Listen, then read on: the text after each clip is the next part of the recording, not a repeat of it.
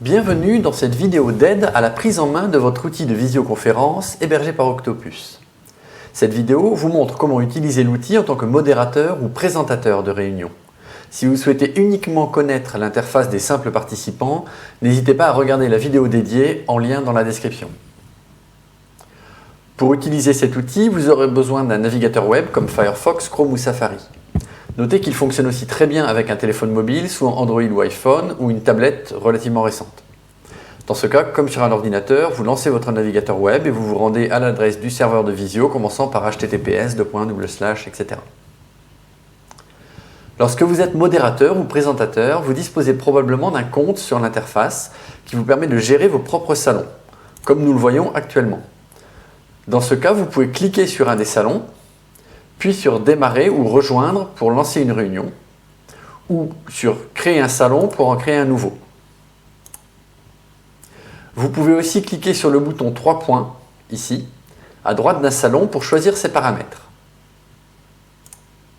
Par exemple, si vous souhaitez fixer un code d'accès à votre salon que vous devrez transmettre en plus de son adresse, vous cliquez sur le D ici et le code du salon apparaît. Pour entrer dans le salon, je clique sur ce dernier, puis sur Démarrer ou Rejoindre. Vous arrivez dans le salon. Si vous souhaitez parler dans la conférence, choisissez Microphone. Si vous n'avez besoin que d'écouter, choisissez Écoute seul. Ici, je clique sur Microphone. La première fois que vous arrivez sur ce site, votre navigateur va vous demander l'autorisation pour ce site d'utiliser le microphone de votre ordinateur. Cliquez sur Allo ou Accepter. Vous arrivez sur un test d'écho qui vous permet de vérifier que votre micro et haut-parleur fonctionnent bien. Si vous parlez, vous devez vous entendre. Sinon, n'hésitez pas à régler les volumes de votre ordinateur. Là, ça marche, je clique sur Oui. Vous arrivez sur le salon de discussion. À droite, vous voyez la présentation par défaut, au centre, le chat public et à gauche, la liste des utilisateurs. Les modérateurs du salon ont un icône de présence carré. Les simples participants, un icône rond. Le présentateur, qui est un rôle particulier, a un icône carré bleu de présentation. Chaque participant a un icône qui représente sa présence dans le salon audio. Un micro vert signifie qu'ils entendent et peuvent parler. Un micro rouge signifie qu'ils entendent mais ont coupé leur micro. Un casque vert signifie qu'ils ont rejoint le salon uniquement en écoute. Il est aussi possible, si cette fonction a été activée sur votre visio, de rejoindre ce salon en appelant un numéro de téléphone suivi d'un code. Dans ce cas, le numéro de téléphone et le code sont affichés ici, et les personnes ayant rejoint ce salon, par ce biais, sont affichées avec leur numéro de téléphone et un icône de téléphone. Les fonctions qui vont suivre sont accessibles à tous les participants du salon, sauf verrouillage par le modérateur, verrouillage dont on parlera un peu plus loin dans cette vidéo. Si vous souhaitez signifier aux autres participants votre état, par exemple si vous êtes confus ou content ou que vous souhaitez parler, vous pouvez associer un emoji d'état à votre profil en cliquant sur votre nom, puis sur Définir le statut, et enfin sur l'icône choisie, par exemple Lever la main. Un icône de main apparaît sur mon profil. Cela permet de s'exprimer sans déranger la conférence audio-vidéo. Pour échanger des messages texte avec les participants, utilisez la zone du milieu et entrez un message. Ce message est visible à tous les participants du salon. Vous pouvez échanger des messages texte avec un participant en particulier, en cliquant sur son icône, puis sur Démarrer une discussion privée. Les messages ainsi échangés ne sont visibles que de vous et du participant concerné.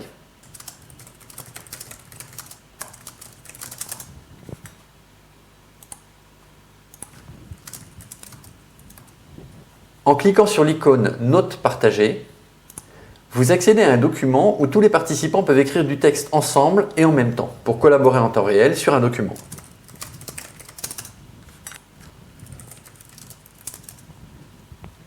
Ce bouton permet de réduire totalement la zone de gauche avec la discussion publique, les notes partagées et la liste des participants, faisant de ce salon une simple visioconférence. Le bouton Micro permet d'allumer ou d'éteindre votre micro. Nous vous recommandons de couper votre micro si vous n'avez pas l'intention de parler pendant longtemps afin d'éviter que les bruits parasites de votre environnement ne dérangent les autres participants. L'icône webcam permet de partager votre webcam. Cliquez dessus Comme pour le micro, la première fois, votre navigateur va demander l'autorisation d'accéder à votre caméra pour ce site. Cliquez sur Allo ou Accepter. Vérifiez le cadrage. Choisissez si besoin la caméra et la qualité et cliquez sur Commencer à partager. Votre webcam apparaît à côté de celle des autres participants.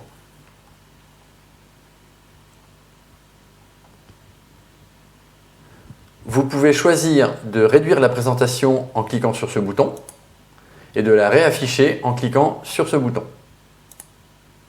Vous pouvez aussi choisir la taille de chaque élément en cliquant et en déplaçant l'interstice entre les deux, ce qui permet d'avoir plus de présentation ou plus de webcam. Enfin, pour éteindre votre webcam, cliquez à nouveau sur le lien Partage de la webcam. Le modérateur est un rôle particulier. Il dispose du droit de gérer les participants et leurs privilèges. Par exemple, en cliquant sur l'icône d'un participant, vous pouvez retirer ce participant, il sera donc exclu du salon, le promouvoir comme modérateur, le définir comme présentateur. En tant que modérateur, il aura donc les mêmes droits que vous. L'autoriser à parler ou lui couper son micro. Vous pouvez faire cela avec tous les utilisateurs. Si un participant a affiché un emoji d'état, vous pouvez l'effacer, montrant que cela a été vu. Par exemple, s'il a demandé à prendre la parole ou montrer sa satisfaction, son incertitude, etc. L'icône d'engrenage située au-dessus de la liste des utilisateurs vous permet de faire ces mêmes actions, mais sur tous les participants.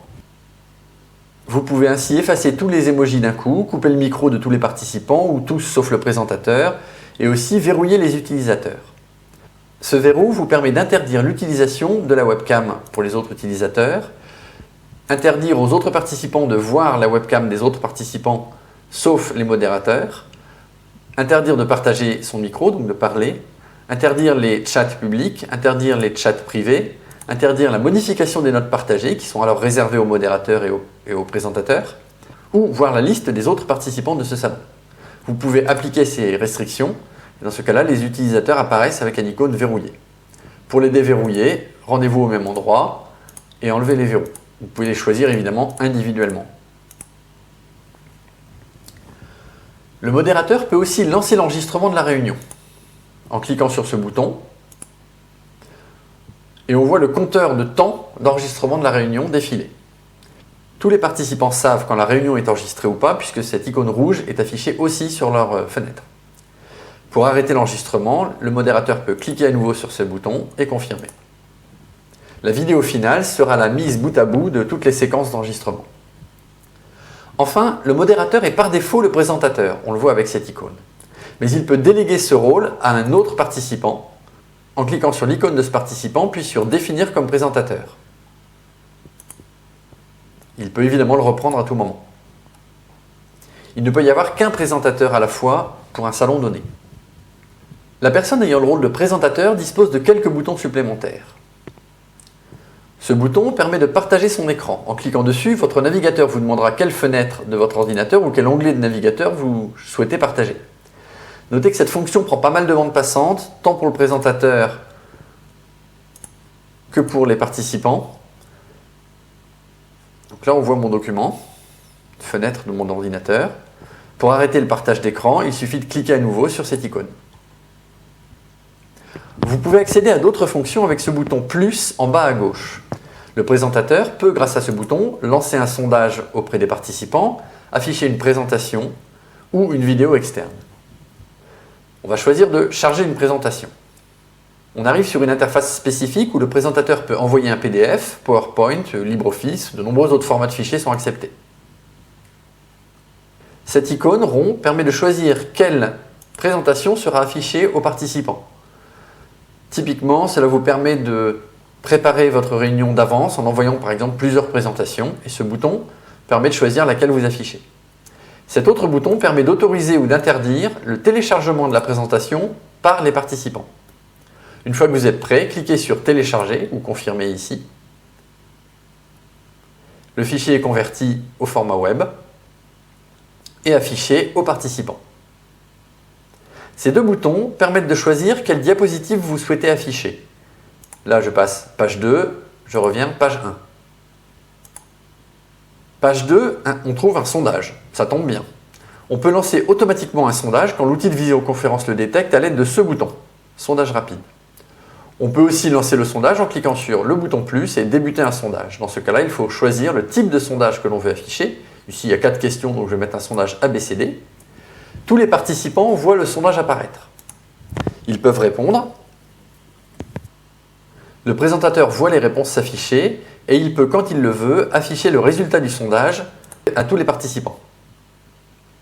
Le présentateur peut aussi supprimer l'affichage du sondage avec ce bouton.